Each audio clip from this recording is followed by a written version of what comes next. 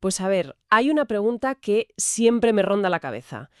¿Por qué una persona que está, digamos, aterrorizada por la posibilidad de fracasar, elegiría enfrentarse a la tarea más difícil, casi imposible que pueda encontrar? Ujú, sí, parece totalmente contradictorio, ¿verdad? Claro, o sea, a simple vista parece un acto de valentía absoluta o de una ambición desmedida. Totalmente. Pero la psicología nos revela que en realidad eso es puro instinto de protección académica y personal. Ojo con eso. Vale, pues vamos a desgranar esto a fondo.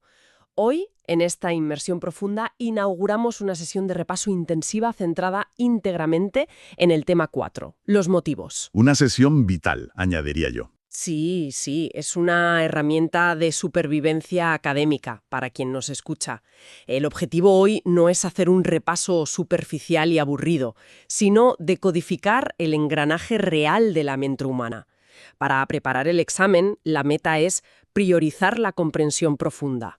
Exacto. Entender el por qué. Porque cuando uno entiende el por qué, los datos, las teorías, todo fluye de forma natural sin tener que memorizar listas como un robot. Eso es.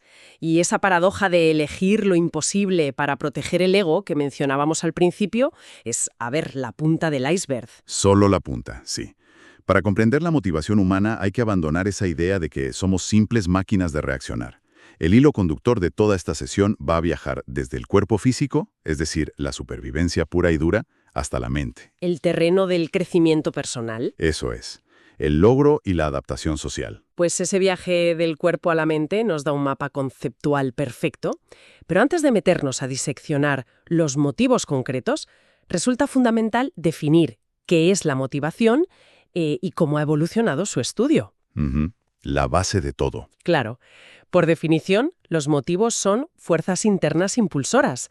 Son esos mecanismos que activan al organismo y, atención a esto porque es clave, dirigen su conducta a una meta concreta. Esa direccionalidad, el ir hacia una meta, es la clave absoluta. Históricamente llegar a esta definición tan precisa requirió un salto inmenso. El estudio atravesó una etapa precientífica larguísima. Madre mía, larguísima, donde todo se reducía a la voluntad, ¿no? Exactamente. Se entendía como pura voluntad. El ser humano actuaba simplemente porque quería actuar. Era una caja negra. Pero luego, con la etapa científica, la cosa se complica maravillosamente. O sea, ya no es una fuerza etérea. No. Se entiende como una combinación de instintos primitivos e impulsos biológicos a los que se suman procesos cognitivos complejos, como evaluar el entorno y tomar decisiones. A ver, es una transición que se visualiza súper bien con la analogía mecánica, la del coche. Ah, sí, la del coche es perfecta para esto. Porque en la etapa precientífica, digamos que se pensaba que el coche se movía solo porque el conductor quería ir a un sitio. Pura magia o voluntad. Pura telequinesis casi. Exacto. Y en la etapa científica es como si abriéramos el capó, por fin. Y de repente vemos inyectores de gasolina, bujías, que serían esos instintos e impulsos. Pero también hay una centralita electrónica que procesa datos, que encarna los procesos cognitivos. Abrir ese capó es lo que nos revela la arquitectura de la conducta. Y aquí hay que marcar dos grandes bloques muy de examen. Los motivos primarios, que son innatos, biológicos y para la supervivencia. Compartidos con otras especies, claro. Sí.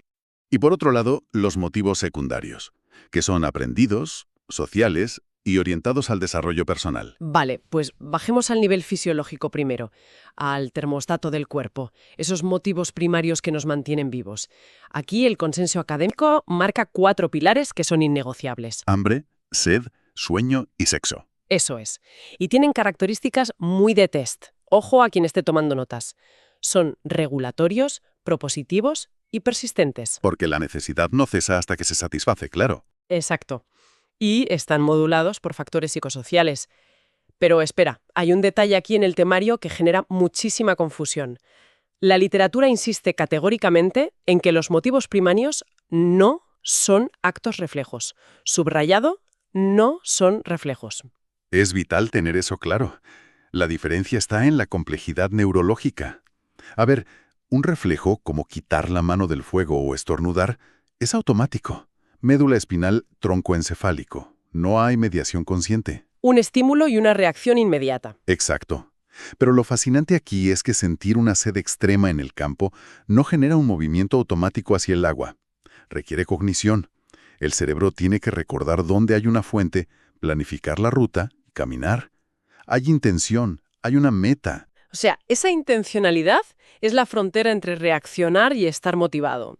Y hablando de ese impulso de buscar agua o comida, llegamos al concepto rey de la fisiología básica. Atención, material de examen puro.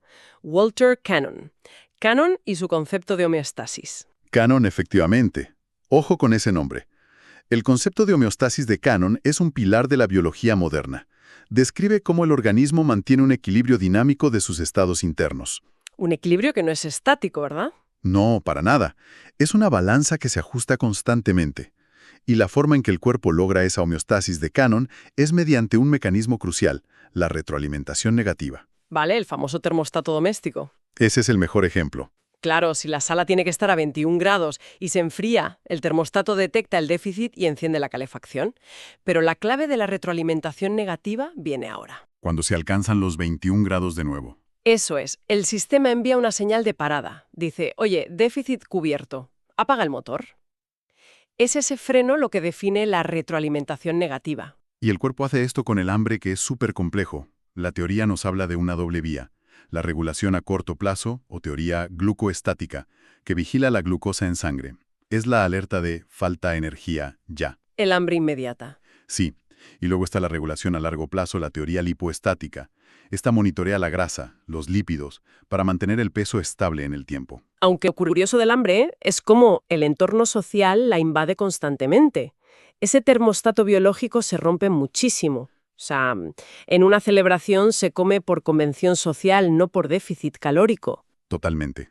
O en trastornos como el atracón, donde se busca amortiguar una desregulación emocional, no recuperar energía. Claro.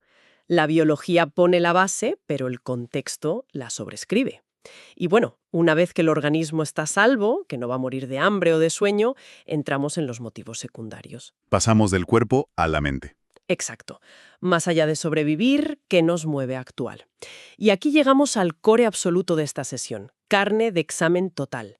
La teoría de la autodeterminación. Fundamental. Deci y Ryan en el año 2000. Deci y Ryan, año 2000. Repetirlo mentalmente unas cuantas veces. Deci y Ryan, año 2000. Esta teoría plantea que nos impulsan tres necesidades psicológicas básicas. Primera, la competencia, que nos empuja a dominar tareas y buscar el logro. Sentirse capaz, vamos. Exacto. Segunda, la relación o afiliación, conectar con otros, pertenecer a un grupo. Y tercera, la autonomía, el deseo de ser el origen de nuestra propia conducta, la libertad. Si alguien quiere ser el líder de su grupo de amigos, organizar los planes, influir en todos, ¿qué necesidad de Deci y Ryan del año 2000 está operando ahí? Pues ahí confluyen dos. Claramente la autonomía, por ese deseo de influir y controlar el entorno, pero requiere de la relación, porque no hay liderazgo sin un grupo al que pertenecer. Qué bueno, claro. Y tirando del hilo de la competencia, entramos en el motivo de logro. Terreno denso y fascinante. Mucho. Porque unas personas persisten y otras abandonan. A ver, clásicamente esto se medía con el TAD, el test de apercepción temática. Ese test de las láminas ambiguas. Sí, le enseñas a alguien una foto de una persona mirando por la ventana y le pides que invente una historia. Involuntariamente, el sujeto proyecta sus propios motivos y miedos en esa historia. Y así la psicología ha detectado dos patrones clarísimos. Los que tienen un alto motivo de logro, que eligen tareas de dificultad moderada, asumen su responsabilidad y buscan feedback. Y el polo opuesto, el miedo al fracaso, que nos lleva a la pregunta del inicio de esta inversión profunda. Un momento, elegir una tarea súper difícil parece de valientes, no de personas con miedo. ¿Por qué el temario dice que los que temen fracasar eligen tareas muy fáciles o muy difíciles? A ver, las fáciles están claras, el éxito está asegurado, pero las imposibles... Las imposibles son una estrategia de evitación disfrazada de ambición. Si eliges un problema matemático que ni Einstein resolvió y fallas, tu ego está intacto. Dices, claro, era imposible, nadie habría podido. ¡Ah! ¡Qué mecanismo de defensa tan brillante! El fracaso es externo, no es falta de habilidad. Eso es. Y para entender esta maquinaria cognitiva, hay dos autores que son pregunta de test segurísima. Ojo aquí, bolígrafo en mano. Autoeficacia, de Albert Bandura, en el año 1997, y Atribuciones causales, de Bernard Weiner, en el año 1986. Bandura 1997, Weiner 1986. Vale, Bandura entra en juego antes de la acción, ¿no? Exacto.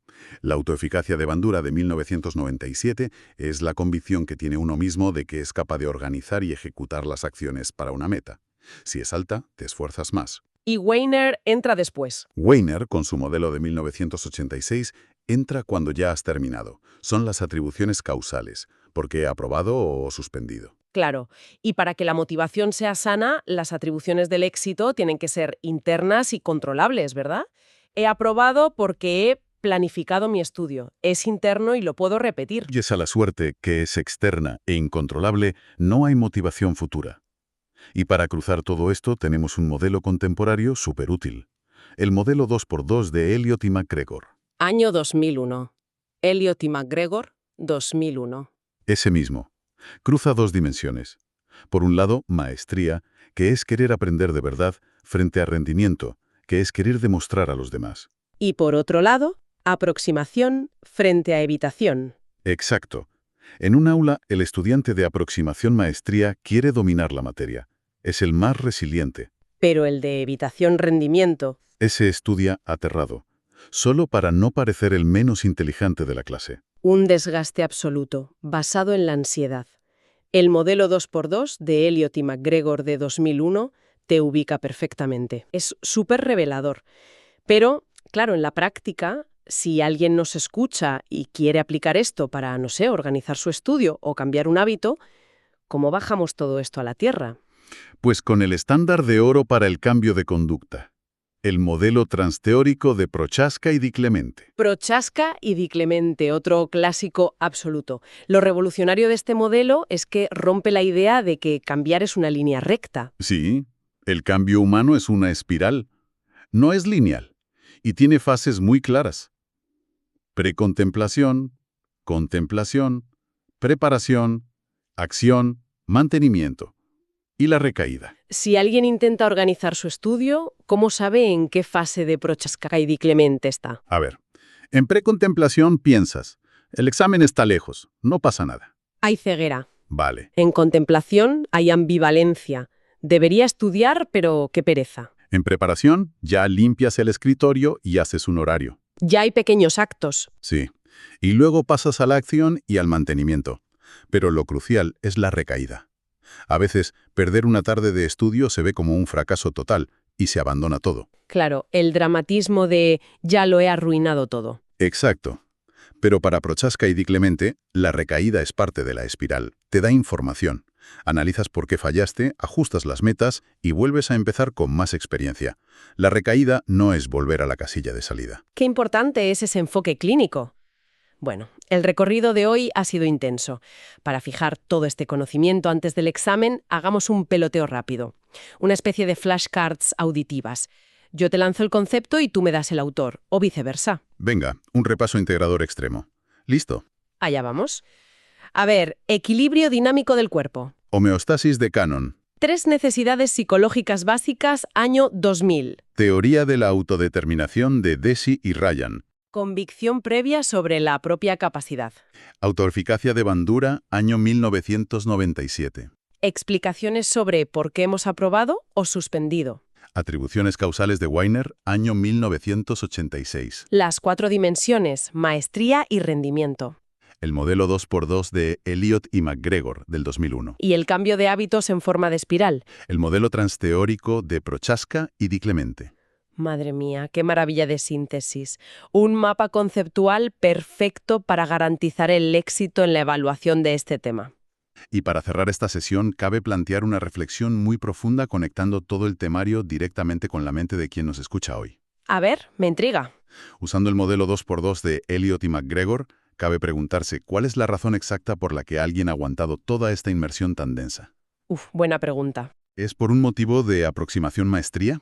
¿Porque genuinamente se quiere dominar y entender la mente humana? ¿O es pura evitación rendimiento, el terror a suspender y quedar mal? ¡Qué golpe de realidad! Identificar esa atribución causal ahora mismo es clave, porque el cerebro del que nos escucha decidirá basándose en eso si retiene toda esta información para siempre o la borra mañana mismo tras el examen. Qué cierre más espectacular. Analizar la propia motivación para retener el temario sobre la motivación. Sublime. Muchísimo éxito a todos en la asimilación de estos conceptos. Queda desgranado el tema 4.